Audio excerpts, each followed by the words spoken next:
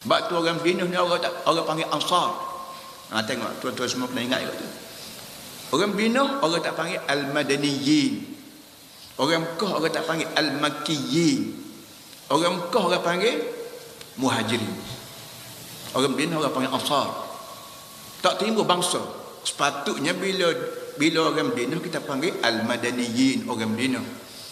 Orang Mekah kita panggil Al-Makkiyin, orang Mekah.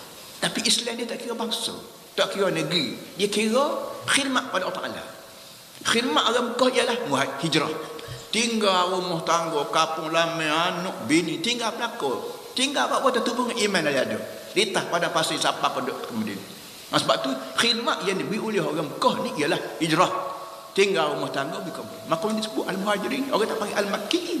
Tengok. Itu poin-poin tu gegar di akhirat itu. Ansar begitu je. Ansar ni orang Medina. Bakhlala ni kita panggil di Medina, nak ikut Medina. Jadi sepatut kita panggil Al-Madaniyin, orang Medina. Tapi tak disebut Madani, disebut Al-Ansar. Ansar makna penyokong-penyokong Nabi. Nasara, Yansuru, Nasran, wa Ansar.